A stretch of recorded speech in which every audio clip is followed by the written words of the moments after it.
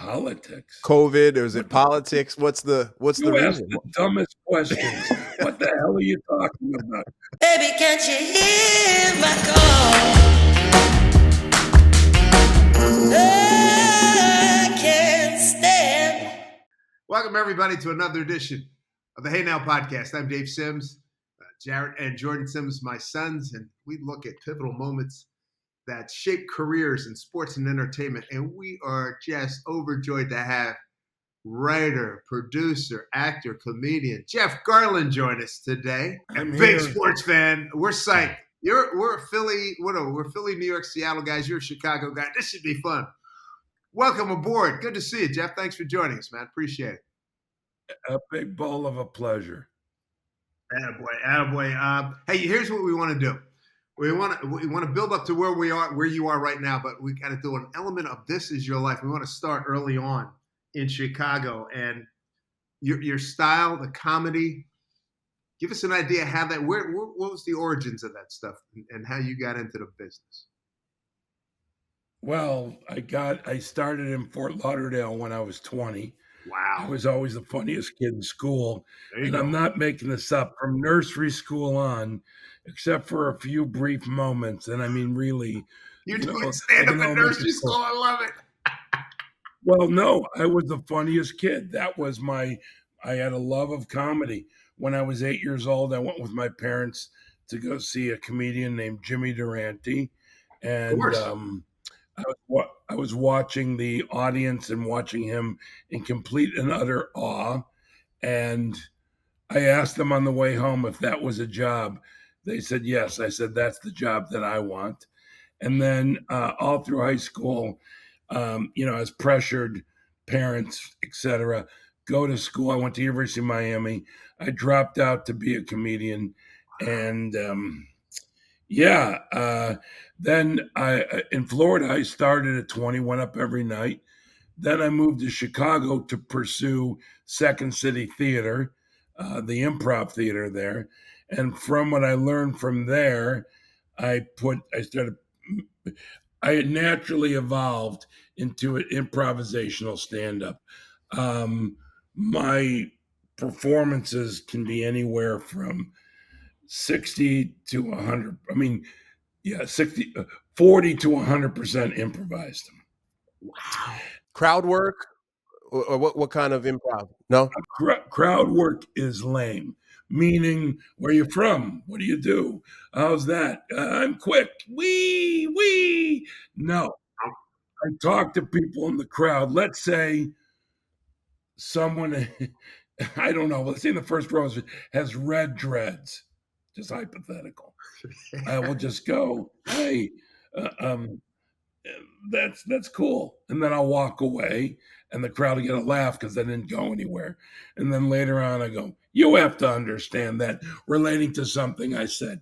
So there is a give and take with the audience, but it's very conversational. It's not, and by the way, I do not make anybody feel bad. My job is for me to look the fool, nobody else. So those people in the audience, they're safe from me. And they know that, sometimes they know I'm making fun of them, but never mean-spirited. Mm-hmm. Like I'll ask a guy, let's say there's a 40-year-old guy wearing a baseball cap, and I'll say to him, how old are you? And he says 40. And I go, too old for the cap. You got to, no more caps. You're in a nightclub, you're a man, dress like it. No more caps. And then sometimes they'll have the cap on backwards. And the first thing I'll say is, are you a catcher? Are you on the mound? Are you talking to a guy down? It's just, but it's conversational. Dad's got the backwards Kangol right now. So hold on. That's different. Classic. Yeah. That's classic. Okay. And the Kangol works both ways. Yes, indeed. My family, my boys and my girlfriend and my wife of yore, they all hate me when I wear a backwards Kangol. I have a really cool white one. It's not popular. I just wanted to ask about crowd work because I feel like I'm on Instagram and I follow a bunch of comedians. I'm a huge comedy fan. You see so many clips of comedians posting crowd work. What do you like cringe at that a little bit? By the way, some of those people open for me, and they're smart. Look, I can improvise and be funny. I can write and be funny. So I don't care. Crowd work should be maybe 10% of your show. I know some really funny comedians who do crowd work, and who I care about and I think are funny, and I tell them that's just what is that, and I don't like it. That's just what I say. And then there's that dude on Netflix doing a whole, you've never seen anything like this before. And I'm like, have you seen my special? My special, a great deal of it, I'm talking to people in the audience and making it up during a special. He didn't want to investigate the past. I'm an old man. I'm not on tickety tack. And, and so, people don't know. So I don't like it. How's that for an opinion? I think that it's been done. Did Richard Pryor do crowd work? No. No. Does John Mulaney do crowd work? No. I mean, Bill Burr, like any Louis C.K., any great comedian, there'll be moments of crowd work. Like sometimes, even if I don't want to talk to the crowd, somebody will heckle and something like that, and I'll have to deal with them. I don't. I do what I start with. I swear, and then it usually kills the moment for them. I say, if you feel good making me feel sad, keep at it. And they don't know how to react to that. Ooh. They don't have a clue. And then there is the fact where I was once on a TV show, it was an improvised TV show, and a comedian who I really love. We didn't know each other that well then. And I got asked a question by the host, and I just was answering whatever. And then he goes right into, oh, Mr. Improv, is that all you get? Is that all you got? And I said to him, please don't, because I will destroy you. He said, yeah. And I destroyed him. So I have it in me to do that. But I don't want to do that. What did you say to do the takedown? How did you take him down? I have a certain set of skills, By the way, I'll see any movie Liam Neeson's in. Just saying. Me too. Huge fan. There you go. You're a Jewish. You have that set of skills. You're a Jewish Martin Lawrence. Oh, by the way, I know Martin. He's a really lovely guy, and we've had some very nice conversations. What are you talking about, Jewish Martin Lawrence? That makes Wasn't the BET? I grew up. I'm an '80s baby. 1983. I was born. Oh, so is my son. Holy shit! Oh no. My son, the Martin Show. Yeah. Because I said to him, "What do you think about me doing?" Because Curb's over. Maybe I want to do a goofy 3-camera. Dad, it's been done. Martin's my favorite all-time show, and it's been done, and you can't do it, and that's not your style. But damn if I don't appreciate it. I mean, that's a different era. Like you said, it reran on BET, and that's a whole different era. Fuck it. Yep. Grew up on that show, and I remember with the crowd work thing, he would eviscerate people before on on BET when there was Def Comedy Jam. That's what it was. Oh, yeah. Def Comedy Jam. HBO and then BET. Yeah. Right. I know, but that was Def Comedy Jam was its own thing.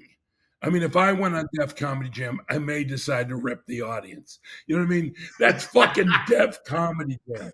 That's not a regular stand-up show. Although I do love what's his name, but he doesn't even do crowd work. Cat Williams. He's one of the funniest dudes in the world. He's not doing crowd work. Yep. I think crowd work I like it. The way I do it is conversational. One time I was performing, and in the front row were 2 guys on the ends and a woman in the middle. And I'm talking, and I go, I know what's going on here. And I did it correctly. I pointed to one guy, I go, you're in love with her. You're the best friend. You take care of her heart. This guy, he's her boyfriend, kind of a dick. Years from now, she'll wish that she had stayed with you. But right now, he's got it going, and there ain't shit you can do about it.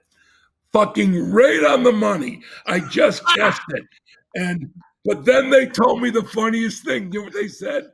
They flew up from San Diego and they're on the same flight going back. So Oh all my three of them after I said that have to stay together. I thought that I was love it. You totally nailed it. That's all right. beautiful. Another time, my special that I referred to, my last one, which is called Our Man in Chicago. And I'm performing and I see this couple sitting to my left. And you can see it. It's on Netflix, sitting to my left. And I just start talking to them and I go, I know what's going on. I nailed it. It was an unrequited love situation. And he was crazy about her. She loved him as a friend. And she had some boyfriend who was a dick. But what I did with them was not only did I just guess this and discover it, I created a storyline for what's in their future. And ultimately, it landed on the two of them being married, but being at a convention in Milwaukee. And they run into each other, and there's a level of attraction. And she always wished she had been with him, blah, blah, blah. And they get together in a room, and they're about to make it happen, and they both can't do it because they love their husband and wife. And I said, you just can't pull it off. So I did the whole fucking story through that. I made it up. It's in the fucking special. And I'm really proud of that. That's not crowd work. Yeah. That's me relating, talking with. But crowd work is really a big bowl of what do you do, where are you from? And then if they're different, like I said, red dreads, whatever, I will be curious. See, here's the thing. Crowd work is done by people who have no curiosity of what, by the way, exceptions, I'm not talking about all of them, who have no curiosity about who they're talking to. It's purely for, this is going to lead to a joke, I'm going to get a laugh, and I'll keep doing it, and then I'll move on. It's a skill, but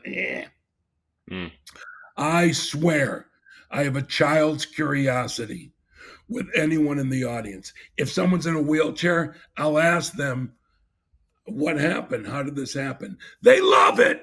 The crowd is nervous, but the person is grateful that I'm treating them like a person. They're like, he's looking at me as something, that's real. I have feelings. One night I'm on stage in Austin doing a show in a theater. There's a woman walking down the aisle. The show started on the side, touching the wall, having difficulty. I go, are you okay?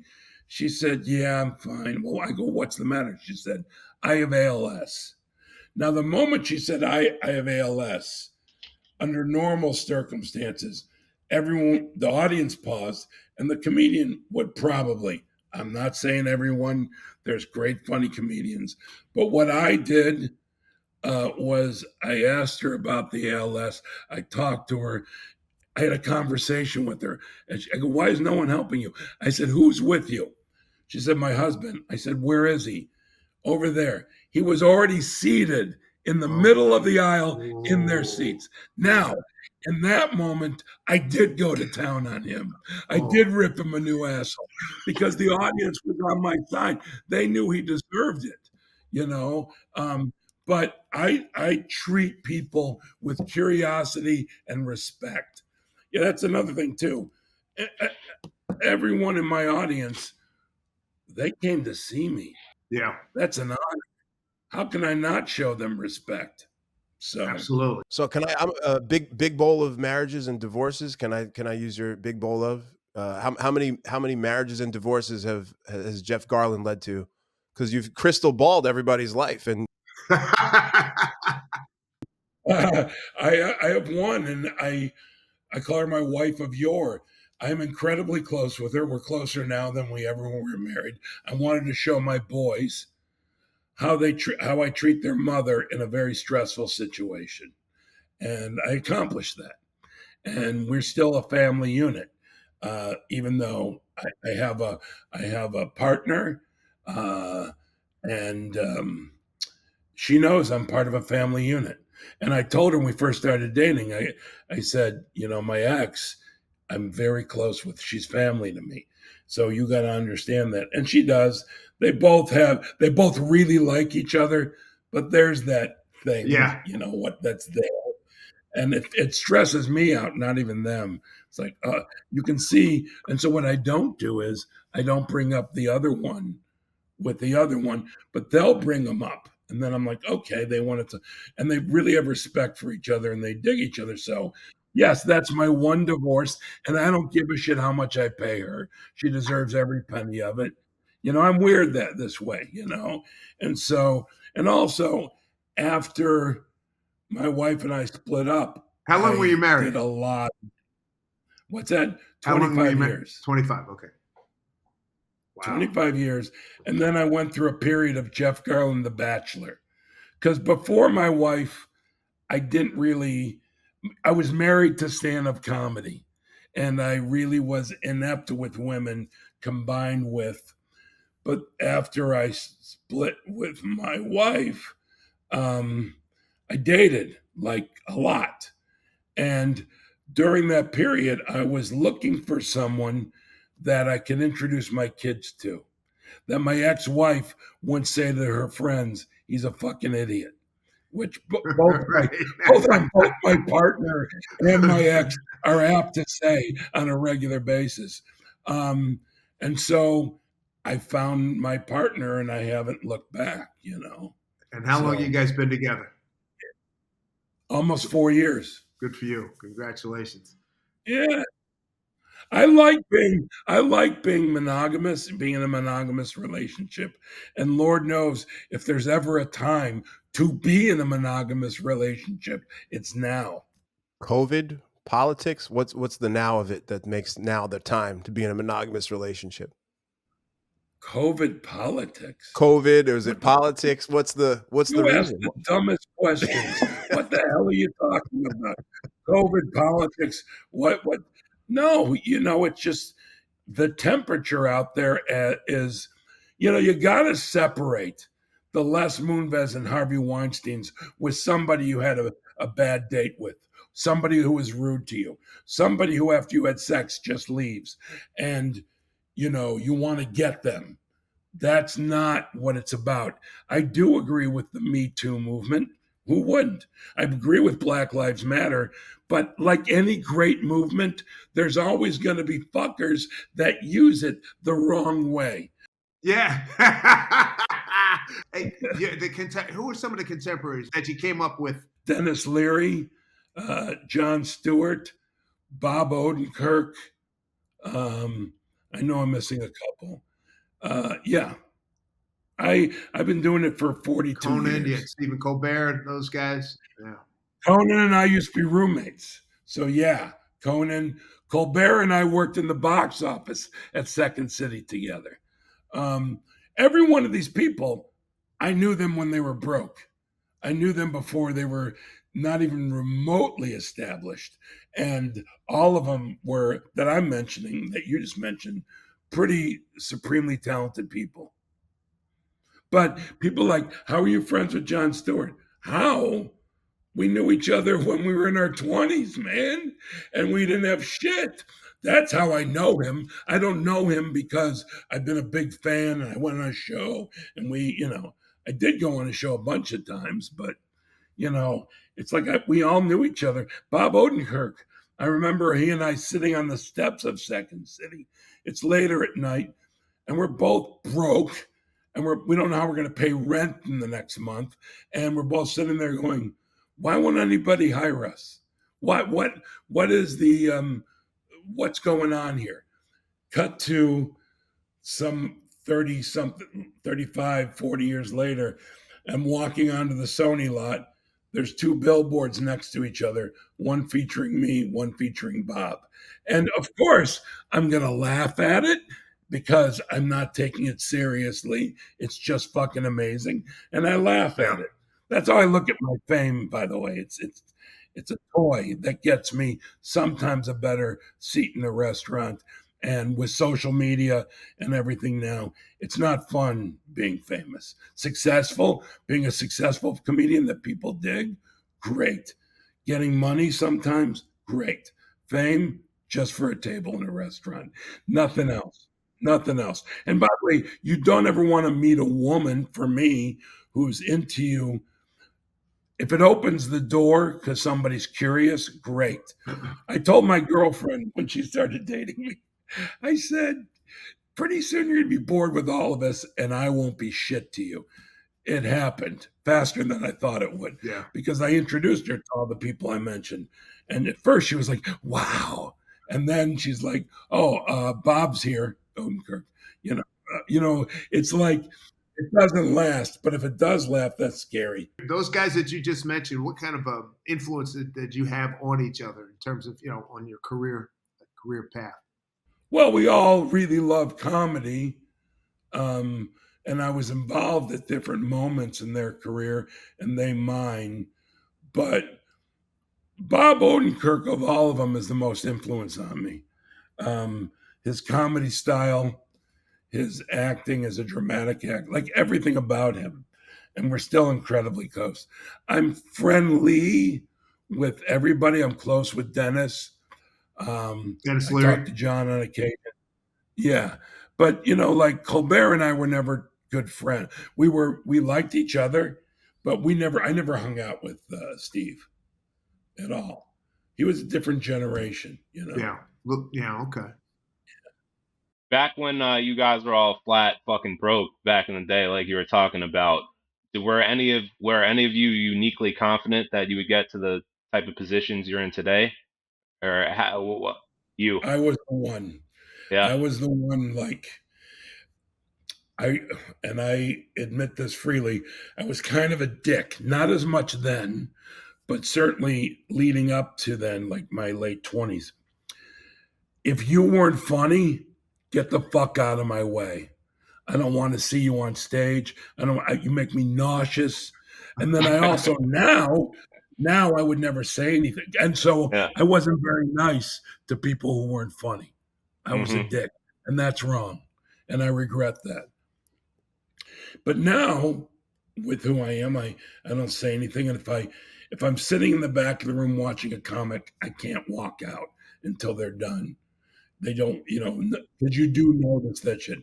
Well, you have to. And then also, quite often, I'll sit in the back of the room and I'll go, who said this was a good idea? Who thought to tell you? Who encouraged you? Because it makes no sense. Because truly,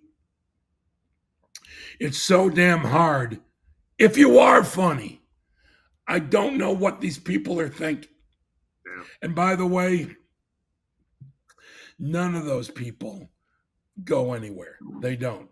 And even ones that started back when they don't go anywhere. It just leads to nowhere. They may get proficient enough to work a cruise ship, but in general, it doesn't go anywhere. And that's okay. They're on their journey, whatever it is. But I've seen it too many times. But now Yeah. I got to be respectful. I Gotcha. cannot be a dick. It's not right. What was it that changed? What changed that for you? Where you were a dick, and then you showed that level of respect. Was it the success, or is it just the decision? It's a matter of maturity. No, Maturity. success, I will tell you this, and I'm not kidding. I heard this early on, and I've only seen it be true. Success makes you more of what you are. I feel like it's for others to judge that I'm a kind and thoughtful person. I was a dick a lot because I was the undiagnosed bipolar. Didn't know I was bipolar until I Wow. was 59. And so I found myself quite often saying to myself, why am I apologizing all the time? I'm always apologizing to people. I go, and I didn't get it. I had no idea that something was wrong with me until I was diagnosed. And I have severe ADHD. So I got diarrhea of the mouth and the mind with bipolar. And I'm also a Gemini.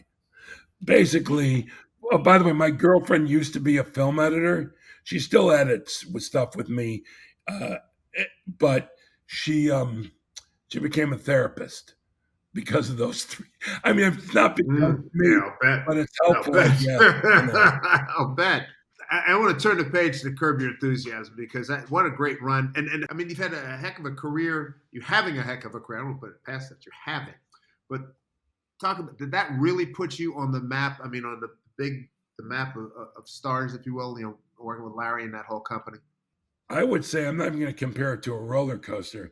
I'd say it's riding a wave on a surfboard, where it's the wave up and down. And in terms of your thinking you're so good or not, I would compare that to golf. You play great one day, the next day, you would think you've never played golf before. Been there, done And that. so, yeah, of course. And so it's all cyclical. It's a wave. It's thinking you're hot shit. You ain't hot shit. But I know better than to think I'm hot shit. I know what I can do. But yeah, so Curb's the greatest creative experience that I've ever had and probably will ever have, because I got to work with a genius. And yeah, it's kind of remarkable how long. It's the longest running comedy in the history of HBO, and it ties with Cheers and I believe MASH for most nominations for Best Show. I believe it. We've never won. We're nominated this year. We're not going to win. The reason we're not going to win is certain shows, people glob on. We're not for everybody. And when the voting comes out, everybody is voting. So we're really well in show business. We're probably the most respected comedy of the past 25 years. Easily. I'd say pretty easy. Yeah. That and maybe South Park. Okay. Yeah. That combo. But others would say Friends. Others would say Big Bang Theory. Do you understand what I'm saying? Yeah. I'm saying. But nobody took chances like you guys did. I appreciate that, and I accept that compliment, but you don't win Emmys because of risks and chances and being different. Agreed. If you're a comedy fan, we have your vote. But a lot Without of people a doubt. watch comedy who are not comedy fans. They're doing it because, let me watch Young Sheldon or whatever the hell it is. And those shows, I'm not ripping people for liking those shows. Your choice. That's all good, but you've actually put up two shows, yours and Curb and South Park, two of my favorites, and all the others. Well, by the way, I can't enjoy Curb. I accept your compliments about Curb Your Enthusiasm, but the sad thing for me is I can't enjoy it like you enjoy it. South Park, there's one I can enjoy, and South Park makes me very happy. Why can't you enjoy Curb? Well, I enjoy making it. I can't watch it and go, that's the funniest show I've ever seen. I'm very proud of what we make, but going to work every day and improvising with Susie Essman, Larry David, JB Smoove, please, that is fun. That is creative. That is an experience that most people will never experience. But when it comes to watching the show, I've done movies my whole career, and I'd say the last 15, 20 years, I've learned nothing good comes out of watching them. So I've done lots of things, TV and movies, that I've never seen, because for me, the joy is in doing it. Yeah, so I will watch, like if I make a movie that I direct, I'll watch a million cuts. I'll go to film festivals. I'll watch it over and over. That's something that is an extension of me.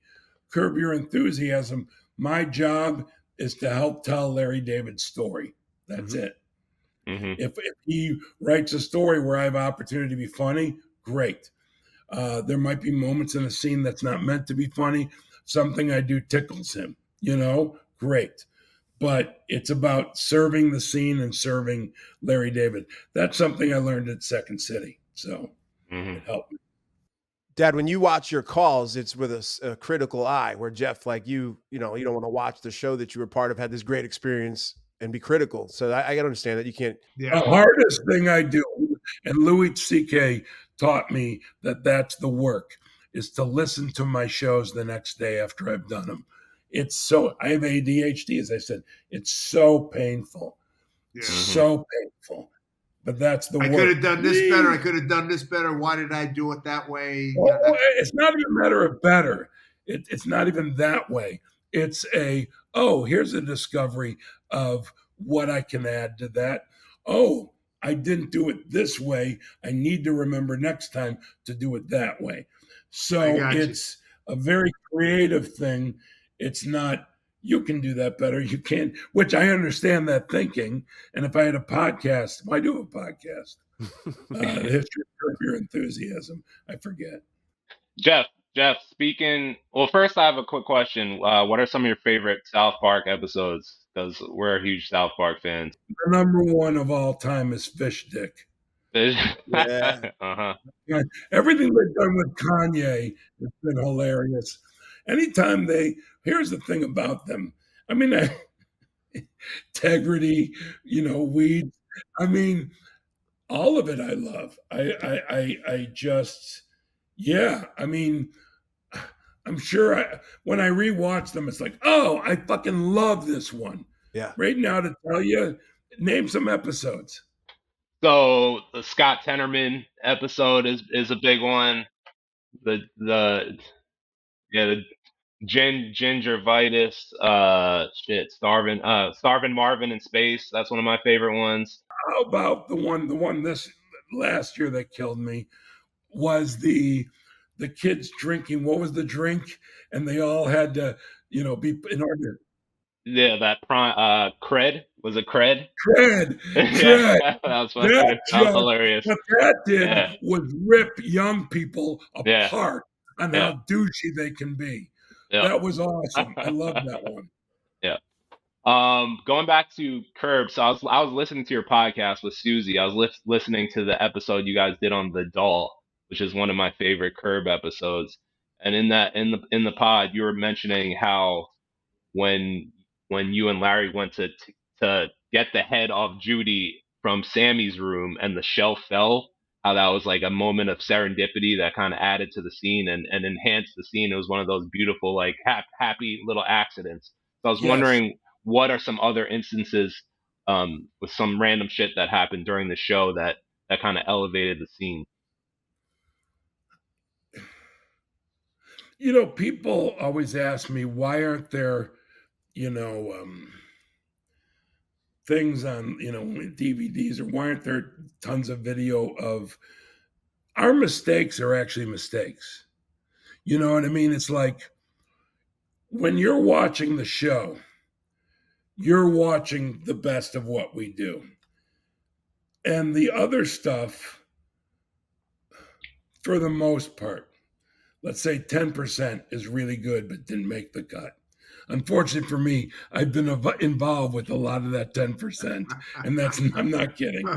But most of it you don't want to see. I mean, it's funny, but it's not something that's worth being seen. That was a rare occurrence, and that was early on the show, but it was too easy for me in the moment, because the same curiosity I had, I was like, I heard Susie, and then right away, I'm like, we got this. And then we're holding it up. And I said to her when she walked, I told you that this needed to be looked at. And then she's like, what are you two up to? The typical shit. But it was so easy after it fell. The shelf, there was the dolls on the shelf that were the feature of what we're looking for. The shelf was nothing. It became a prop. It became an actual prop. And if we didn't film it again, because then you have to reattach and do the whole thing, because we knew if we're going to use it, it would be from that one take. We're not going to recreate it better because it was so real. He goes into editing, boom. All right, I'll give you a different situation. So we're doing a scene where Larry and I are on an airplane to New York City, I believe. We're sitting next to each other, and I'm sitting like this. I'm going to look at you guys later. He says, you got a magazine to read? Nah. What are you doing? I'm just looking straight ahead. Are you going to do that the whole flight? Yeah. Okay. Cut. He looks at me and goes, don't do that again. Don't do that again. I thought it was hilarious. Don't do that again. We did it a bunch of other different ways. They were funny. He went into editing and he chose the me looking forward. It's in the episode. So that's a reverse accident. So I'm wondering about a very specific scene as well. Is when season 6, episode 1, Meet the Blacks, is one of my favorite episodes. And I always enjoy when I'm on Reddit or something, and I'll see Larry break character when he's going back and forth with JB over a ejaculate. You know that.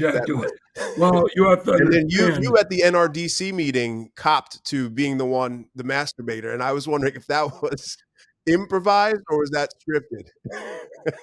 all improvised. All improvised. Yeah, I don't remember. On Shabbos, no less. If the no, it was the high holidays. Oh, high holidays. That's right. I don't remember a lot of times if that was in the script or not, but the way I did it and the way I said it, I made that up. I don't. Oh, one that I made up was I was supposed to say to Larry that small penis, no big vagina. And I performed it first take like this: big penis, no. I mean, small penis, no, big vagina. And he laughed, and that's what we did every take. So that was the magic of creativity on the show. Was you were allowed? Look, I was on what's it called, the Goldbergs. If I wanted to improvise, I had to tell everybody, the cast, the producers, and what's the point? What's the point? Mm-hmm. And so that took all the creative juices out of me. And I filled them both at the same time. So I go to one feeling undiagnosed bipolar, ADHD, and resentful and unhappy. And then I go to the other one, and it was like almost like heaven, They the gates, What show is that? Is that The Simpsons? Simpsons pretty great too. Absolutely. Yeah, so the creativity on Curb was remarkable and joyful. We all love each other, and it's pretty great. I'm doing a show coming up in November at the Chicago Theater, 2 shows with Larry, myself, and Susie. My goodness. Oh, man. Yeah. Oh, that would be tremendous. So we Susie and Larry are 2 of my closest friends. I believe it.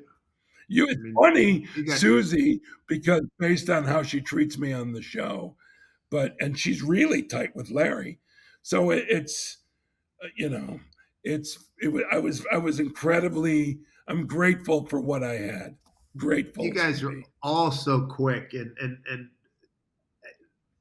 some of the stuff was cringeworthy, but I couldn't take my eyes off it. Okay, what's funny about the cringe? People will ask me specific moments that they were cringeworthy to them. Right. And they'll say, and I'll tell them, I'll look and I'll know. And I go, I was thinking, what's for lunch? You're all weirded out. And I'm sitting there going, all right, my indifference is all I need in this scene. So, what are we having for lunch today? I wonder. I forgot to do that. I am not remotely thinking, hey, me jacking off on the high holidays. I thought it was hilarious. I played it. And by the way, if you notice, I played it like it's no big deal. Right. You actually invited the guys over. I think you invited Larry and Ted over. Like, come on. Oh, yeah, that day, yeah. Hey, tell us about the HOV lane with the Dodger story, the prostitute. Oh yeah, with the hooker in the diamond lane. That really, that's written by Larry, and all the stuff is there. But that episode is pretty great too. My favorite part of it is, yes, I love the hooker in the diamond lane. And I love the hooker being, but the scenes with Bob Einstein saving an invisible seat for his father. Right. What's wrong? He's sitting there. He's sitting there. Oh my God, so funny. And by the way, we hung out there. It was a regular Dodger game, and the Dodgers let us film there during the fucking game. Wow. And it was Thank fun, God man. for that guy, right? Thank God it Well, exonerated yeah, the that. guy who was arrested on murder, Yeah. we became his alibi, which is Yeah. amazing. Amazing. Incredible. You guys, when you guys whipped out that footage and showed, hey, dude, he was right here. What are you talking about? That was By the beautiful. way, that just shows how badass that show is. We Agreed. saved lives. My favorite that episode, Shelley Berman and I don't recall her name, who played the prostitute, but those were some their interactions were some of the best. By the way, he puts a prostitute.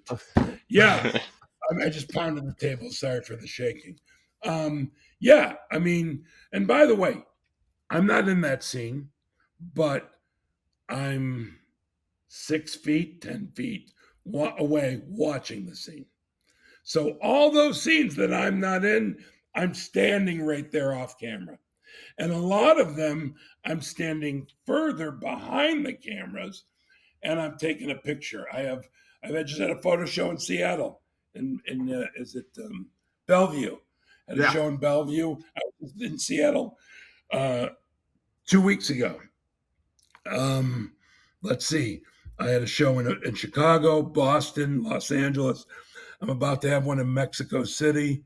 All my photos. It's called Big Bowl of Wonderful.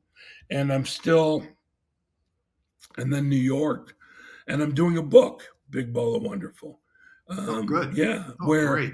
there's When a you coming to photo New on- York? There's a photo. What's that? I'm in I was New wondering York when you now. coming to New York. At my place in New York. Okay. But there's no date for it yet. I gotta finish the book and have it be published, and I'll debut it at the show in New York when I do. But the book will be a picture on one side, and on the other side will be a short essay about the person in the picture, whatever it is. So that's the journey of the book. Very cool. What was it like working with Bob Einstein? I love Funkhauser is one of my favorite characters, and it's always funny Well, watching he you was guys interact. one of my closest friends, and I can tell you, when he Uh-huh. passed away, I don't think we ever recovered from it. And Mhm. the season where he did pass away, like Larry would throw his food down and go back to his trailer. I would get weepy. Susie would get upset and walk away. It was because not only was he this presence on the show, he was that way off stage. He'd call you in your car driving home from a day of film. Wasn't that great? How funny was that? How funny was that? I mean, and then I remember one time we're in Nate and Al's, and he and I are having dinner. And I say this because we're sitting on each side of the booth. And at Nate and Al's, they used to have this thing go up and down with the table next to you. And it's down, and there's a woman sitting there out of nowhere. I didn't even notice what motive. What are you listening to? This is none of your business. And of course, I'm horrified. I am horrified. But I was laughing hard at the same time. He always had jokes, great jokes. So working with him was a dream. We were wondering, Jeff, before we move on from Curb, Shaq, could you take us through that experience working with Shaquille O'Neal and the story and how it came about, Larry tripping him at the Laker game? I'm going to tell you the fascinating thing.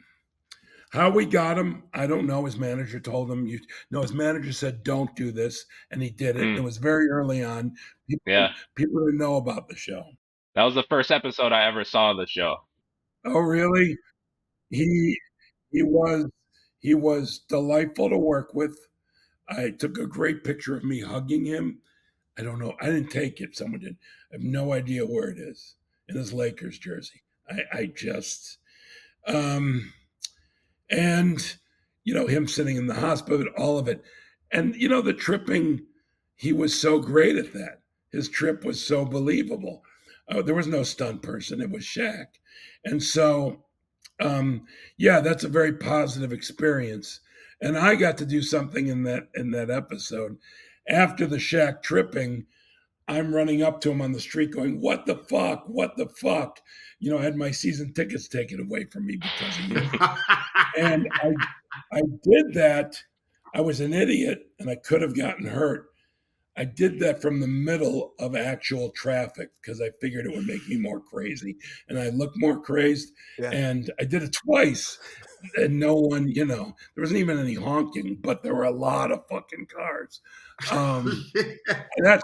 That's my big memory from the episode. But Shaq was great. But here's a little sidebar thing. A friend of mine's in the sports business. I don't want to even say what, but he's a very successful dude. And he was talking maybe 6 months or a year later with Shaq's manager. And Shaq's manager said, the dumbest fucking thing he ever did in his life. Why he did that, I have no, because we weren't anything. The show then. wasn't We were big at that moment, right? Right. Yeah, but it was funny still. But this guy, and by the way, if he would have done his due diligence and maybe watched an episode or two, okay. He could have gotten it back then. He could have gotten DVDs and watched an episode or two. But no, don't do that. That a lot of times you have to understand, and Shaq did understand, your agent, your manager, etc., they work for you. So you have the final say, not them. I know actors who do whatever their agents say, even ones with agents I don't particularly like. I mean, it's interesting to watch. So he might have been also bitter that Shaq did it without his approval. Well, I'm glad you told that backstory because I really felt that. That was the moment you were the most angry I can remember in the show, knowing that I felt the loss of those season tickets. And by the way, people don't get it, but a lot of my humor is fake anger. Like even like, you guys, what are you doing to me? Or I like you, I don't. People have gotten offended before. And sometimes people watching, I fucking hate that guy referring to me. He's always yelling. Yeah. I'm not always yelling, but I'm a big yeller. I'm old yeller. Well, that's the thing I loved about you and Susie when you guys would go after it. Would get after it. That was great on the show. Especially her. She's got a gift. Oh, she could. We went to a Knicks game together, and people recognize me, sure. But Susie, most of them would ask them to yell at them like she does me, Larry, and myself. And I said, I'm so sorry. That's way worse than what I get. The worst I get is, hey, where's Larry? He's in the. I always just do this one. He's in the. He's parking the car. And I read Susie one time. She was complaining about being somewhere and, hey, could you cuss out my husband on my voicemail like you do on the show? Right. Well, that's the. By the way, that's the part of fame that if you don't appreciate it and you're not honored, but by the way, trust me, I'd rather not stop and talk to people. I'd rather not take a picture with them. That's rather. You come up to me on the street, I show you respect. I have curiosity about you. I really want to know, and I'm honored that you want to take a picture with me, and I take a picture with them. But I'd much rather be watching Hard Knocks or whatever the hell it is, There you go. The point being is it's part of my job responsibility, and I embrace it wholeheartedly. Dad, when you see someone you admire, someone whose work you enjoy in the street, tell Jeff how you go about that. Yeah, Jeff, when I'm not when it's not baseball season, we live in Manhattan. I live in Manhattan. Jordy still lives out here. Anyway, I've seen so many, actors, and hey man, I just say, hey man, enjoy your work, and I just keep moving. Michael By the way, Douglas. let me tell you something. Even though you're not getting it, kudos. When I get those, when I walk by people, pretty fucking brilliant. Pretty brilliant. I did that. Now I became friendly with Robin Williams later on, but before I knew him, I was sitting on the steps right down the street from Second City. There's a comedy club still there called Zany's. I was sitting on the steps there late at night. Robin comes walking by, and we make eye contact, and I go, and you could see he smiled back at me, but you could see how that was really wonderful. He can feel like, oh, people dig me. Oh, I don't need to have a conversation with them. Bingo. So, yeah, I did that to Samuel L. Jackson. This is a training video. If you see me and you dig me, give me a thumbs up, wave, or say thank you. I walk by, okay, how about this? I'm walking in Beverly Hills. Who do I walk by? Jack fucking Lemmon. And what do I say to him? Whoa. Thank you. I just say thank you. He smiles, and I keep walking. He knows what I meant. He's not thinking thank you for what. He's like, oh, very nice. You'll appreciate this. Right before a year or so before he died, Joe, we were in Houston with Joe Morgan, came up to the booth, and he was talking about the first time he met Jackie Robinson. He knew Jackie Robinson was going to be at this game, and he was a young player, and he said he had all these things he wanted to say to him. And by happenstance, they ran into each other. I guess he was doing infield, and Mr. Robinson came out. He was totally blank, and all he said was just what you just said. Thank you. And Mr. Robinson said, you're welcome. Right? What an exchange. And Joe Morgan never forgot it. And Jackie Robinson enjoyed it that much more. Now, the difference being is if Jackie Robinson goes, hey, Joe, I love the way you play second base. Hey, Joe, you know what? Don't bounce your elbow as much. Or whatever the hell. That's the person engaging, though. That's the person you want to talk. Like if Robin Williams said, you're Jeff Garlin. I had that one time, and I'm an acquaintance with this man. I don't like saying friends. I'm at the XM radio studios here in New York, and I'm going from show to show. I walk in, and Jeff Bridges there and goes, hey, Jeff, how you doing? I'm waiting in the lobby for someone at the Four Seasons Chicago. Billy Joel walks in and goes, hey, how are you? Like, oh my God. But I keep it simple. I'm like, oh, Billy Joel, I'll just thank you, whatever. And Jeff Bridges. So I haven't become acquaintances with Billy Joel. I've had a couple of times spent with him, and he was lovely, But Jeff Bridges, we're both photographers, but as well as actors and comedians, whatever. I'm a comedian. So I've hung out. Actually, his last book release, I hosted it and had a conversation with him. That's how I got my agent, my current agent, who's Jeff Bridges' agent. Wow. Yeah. Did you ever jam with him? I see the guitar on the wall, and I've been wondering. So Jeff Bridges, did you guys ever do that? I don't jam with anybody. I don't practice enough.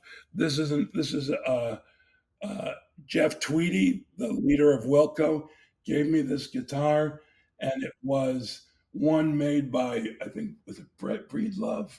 Oh, anyhow, the point being is it was one of his models that he rejected. He said, no, it's not right yet. And he gave me that one. And then I have another one here that this is a Strat. It's a newer Strat. I forgot it's the American Vintage, I think, to whatever. So I'm in a record store with Jimmy Vivino, who's a great known guitarist. He was the head of Conan's band, the guitar player, and Jimmy Vaughn, Stevie Ray's brother. Jimmy Vaughn, nice, yeah, Jimmy Vaughn. So I suggested this. I said, "You guys play some Strats," and I had my eye on this one, and I handed it to Jimmy. He wailed on this. He was amazing, simple, and amazing. It was perfection. I love And I took pictures. I even shot some video, which I'm not apt to do, but I shot some pictures with my camera. He walks up to me afterwards and he goes, "This is all you'll ever need." Oh my! Oh my! I went to the counter, bought it. I don't need to have him sign it, but wow, wow, wow.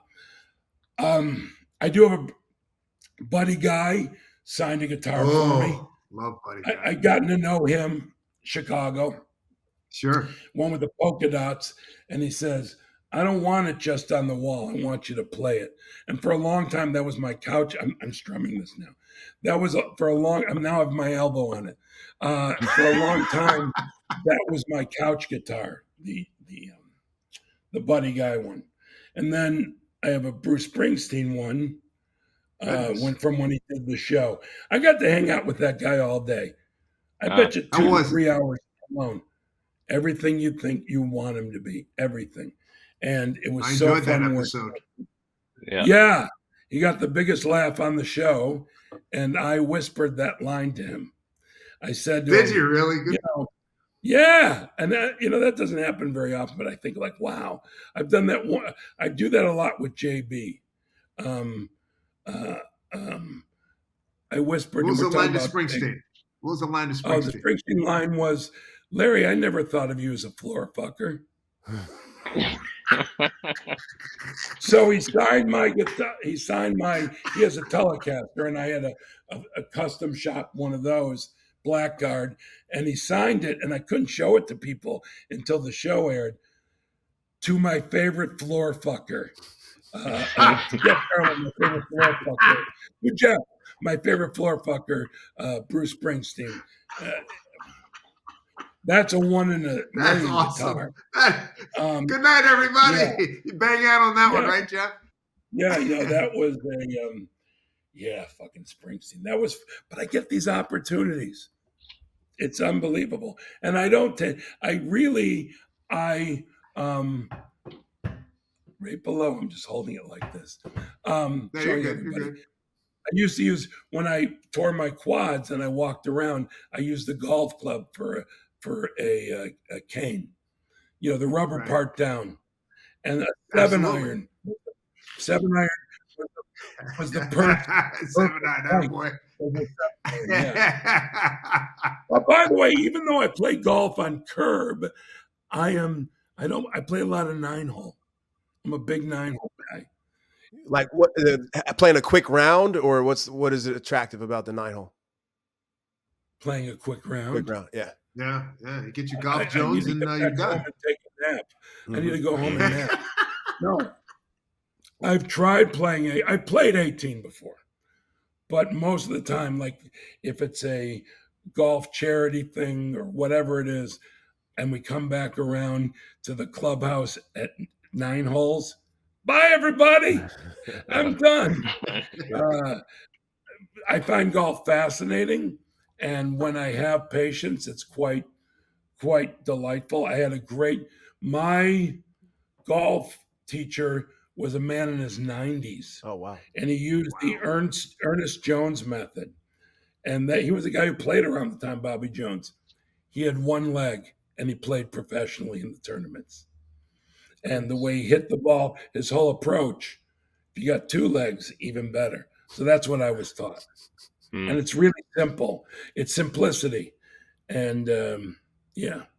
Jordan and I learned from a 90-year-old coach at Kutcher's Sports Academy. So remember him, Jordan? I was going to say, I was using the vertical tug, horizontal. What was it? Vertical. You mean something from Curb? You heard it? You're saying, or what? Yeah. There was an episode where Larry got the golf tip. Oh, the golf tip. But you have to understand, people will come up to me and tell me lines like blah blah blah, and I have no idea what are you saying, blah blah blah, and I go, I still don't understand what you're saying, and they go, you said that in this episode. I'm like, oh, I did. I get confused 2 to 3 times a year with that, where I'm like, I have no idea. And by the way, I guarantee more than that, but I'll just say 2 to 3 times.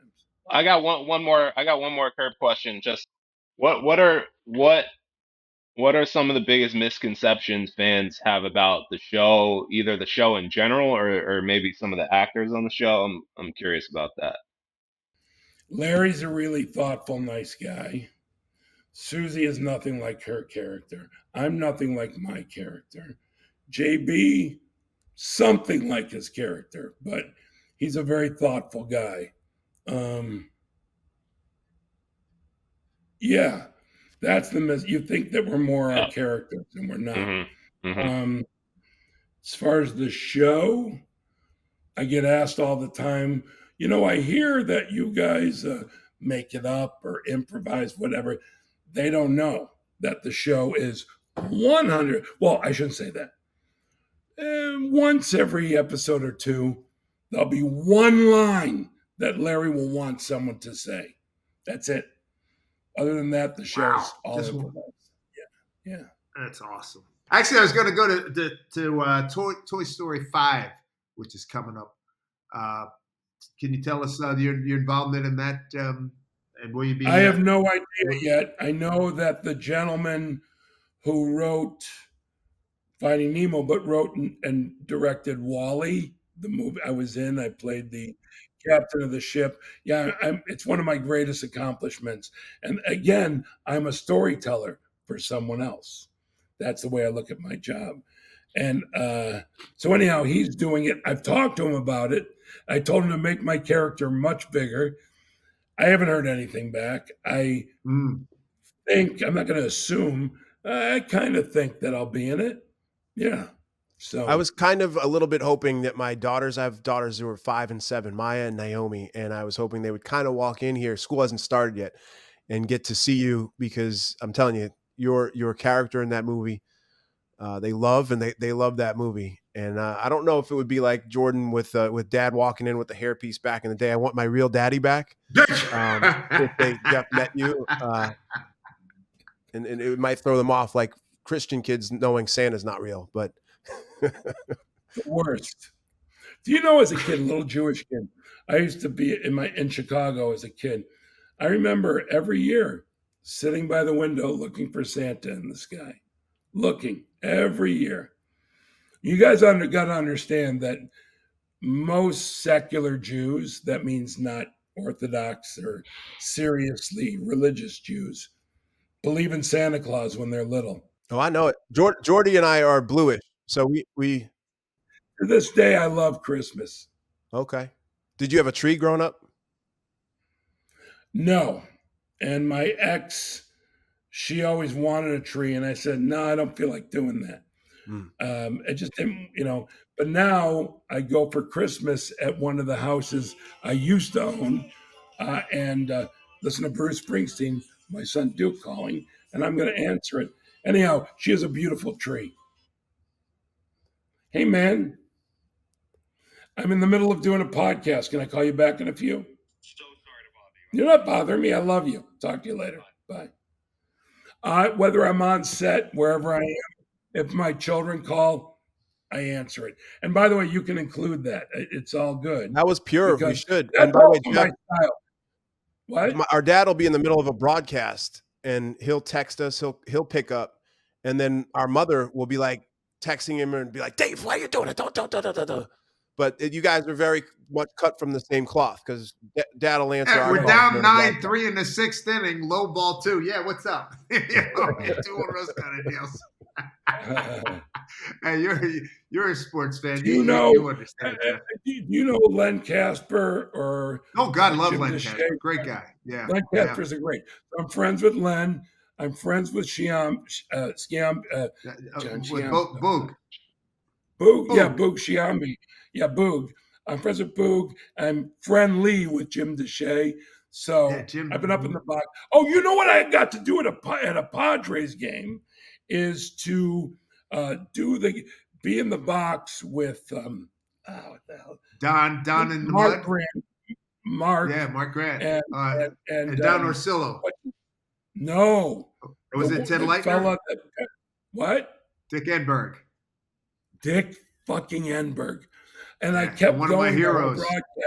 I kept saying, I'm broadcasting with Dick Enberg. You I know don't how much blame he you. loved it. But right, Oh, because that's what I was feeling. And he was beaming, yeah, beaming, good you man. know, really good man. He's one of And the the guys I honor, always looked up to, Jeff. Yeah. What, Dad? I'm just curious, Dad. Question for you: what was something you learned from him that you've incorporated into what you do? can I answer? Can I Yeah, good. answer? His love of lingerie. Boy, how'd that come up? Thank you for laughing. Thank you for laughing. Yeah. So, um, Was that an element from the show? That might have been one I missed. no, No, no. okay. Hey, you're such a big sports fan. I mean, you've been Yeah. a humongous sports fan, like the same age you became a Jimmy Durante fan and a comedy fan. Yes, a little younger. I was 7 years old. The classic Chicago Cubs season, where they were in the Oh, lead and blew it. With, I think they had 5 Hall of Famers on that team, if I'm not yeah. mistaken. At least 4 Hall of Famers, four, 4 Hall of Famers, and they could not close the door. We won it years later, but I remember as a kid being hard. By the way, ironically, my first Cubs baseball card was Cubs rookies with Don Young in the middle, and his big thing during that was he dropped the key ball in one of the games that sort of started the dominoes falling. So he's not, it's just weird that was my first card. When I opened up my pack of cards and I got Ernie or Billy Williams or Ron Santo, I don't even know. I was like speechless. And you know what I would do? I would stare at that card all day, stare. Same with Clemente, Willie Mays. I have a book. So we go to the library in elementary school. I go right for the sports section. Every time I pull out How to Play Baseball by Willie Mays.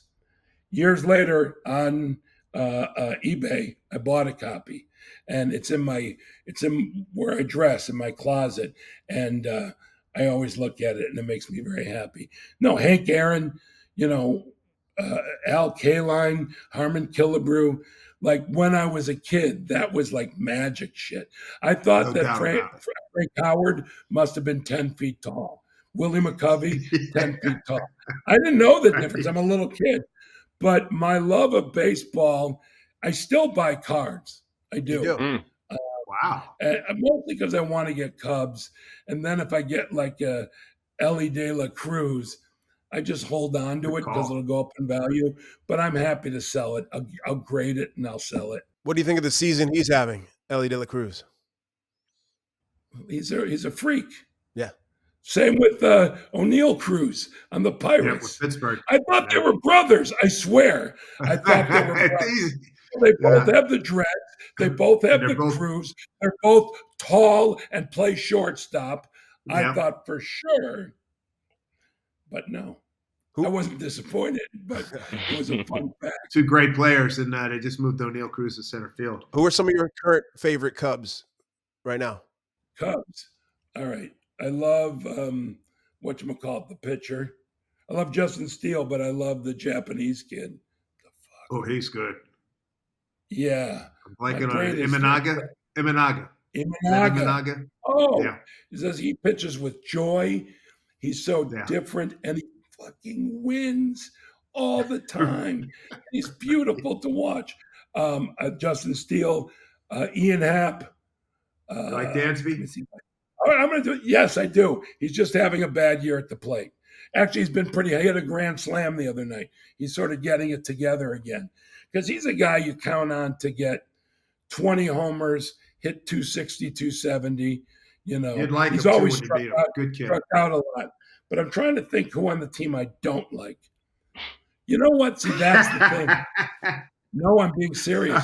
This Cub team, I really like all the guys. You got any words of wisdom I can pass along to him when I see him on the plane today? Swing faster and earlier. Swing faster and earlier. That sounds like what Edgar Martinez is telling him By the way, I've always made fun of launch angle. Yeah, hey, go up to people, I swear to God. Hey, how's your launch angle? Doing all right today? Tell you, my exit velo, fantastic. All I Jeff, you give and a I are shit from the is that same. they hit a home run. We're, They hit a home run. I don't care how fast their line drive double went. You hit a double. You hit a home run. Who gives a crap? I do love when they say how far it went. And Otani shot this year was just a miracle. That's fun. But launch angle and the speed, I I'm do with you. love like Pete Crow Armstrong, how fast Pete Crow Armstrong, you see that inside the park homer that I'm doing this Inside the Parker thing. the other night. But he had a real, not a little league, a real inside the park homer. And you go, I wonder how fast he is. I know he's fast, but I'd be curious about that exit deal. So I take it you're not a big fan of catch probability because, Dad, we've I remember at brunch argued about whether catch probability is a worthwhile stat. You'll know about this. It's Major League Baseball that wants it. You're supposed to talk about it. That came on down from on top because they asked Boog, why all this? He goes, they want us to. And I'm like, and also what's beautiful about baseball is the simplicity. Yeah. I throw it, strike ball, hit, walk, done, out.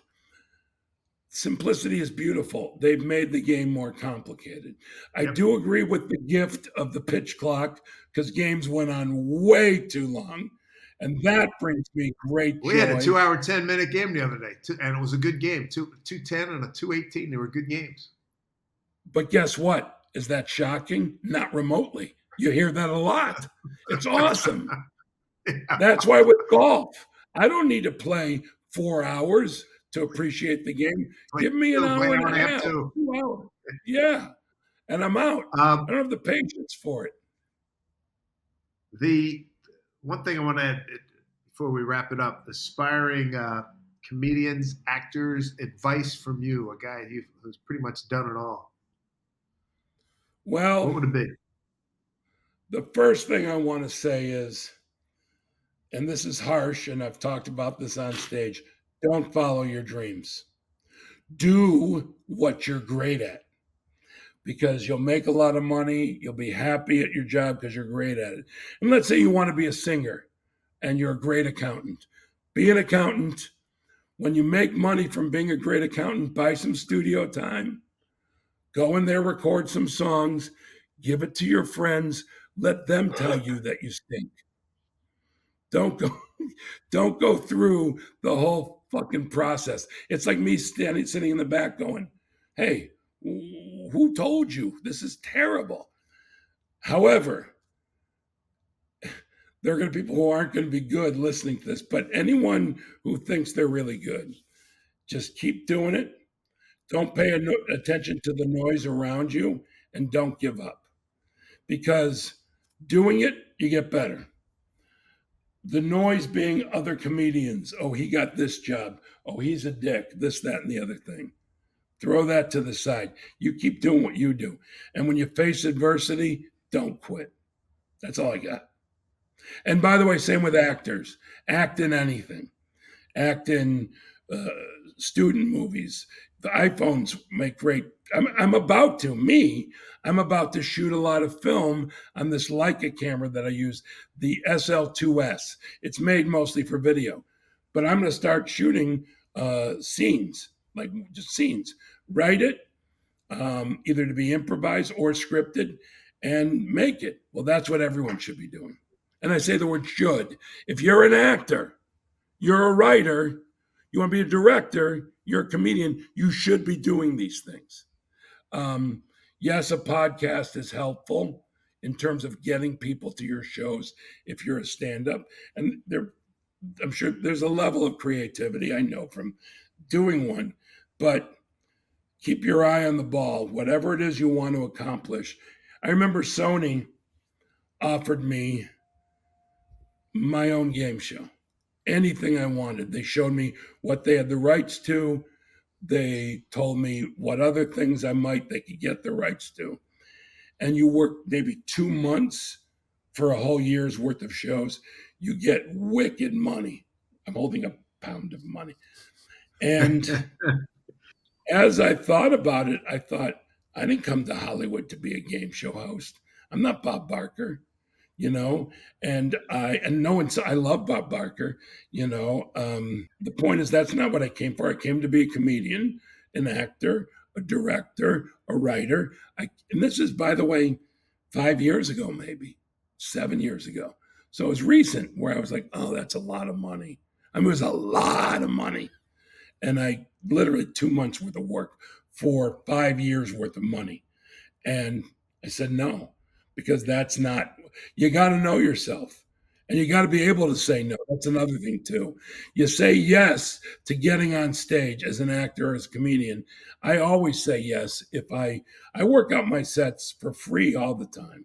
And I go to a show that nobody knows about that I've heard about. I show up and of course I go up and I work out my set. I go home. There's no, you just gotta, that's my assistant, Holly, what you guys, yeah, that's, everyone has Bruce Springsteen for my kids, but I'm not going to answer my assistant. I love her. She's a great assistant, but she's not my son. Yeah, so that's my advice. That's really good. That's excellent. Actually, I tell kids want to get in broadcasting, do play-by-play. I tell them, I said, one of the greatest inventions, the iPhone. You can practice. So there you have it. Yeah. Hey, Jeff, thank you so much. Thoroughly enjoyed this. This has been a fun 90 minutes. Can I give a plug here for 1 quick second? By all means. All right. So a lot of people have problems with their teeth. I say go to Dr. Corson in Beverly Hills, California, because she is the best dentist on the planet. A lovely woman, and she may know somebody who has a podcast who's a broadcaster, that's how I heard about him. Maybe, but I know she's the best dentist ever. Hey, Jeff, before you go on that plug for Dr. Corson. Yeah. So I said, Yeah. Jordy and I are bluish. At my bar mitzvah, my entire tape of my party is of Dr. Corson, my aunt, because the videographer was following her everywhere she went, dance floor, the tables. I was in my own bar mitzvah tape for about 5 minutes. Hold on. She is a beautiful woman. That's a bonus. But and I gave her one of my photographs of Springsteen, actually, which she has it up, maybe because out of guilt. But yeah, she's wonderful. And she's your aunt, and she's fucking wonderful. So that's my plug. I'm going to go. Fellas, it's been the time of my life. Hi, everybody. Dave Sims from the Hey Now podcast. Don't forget to like, subscribe, and follow us here on the Hey Now podcast. I can't stay.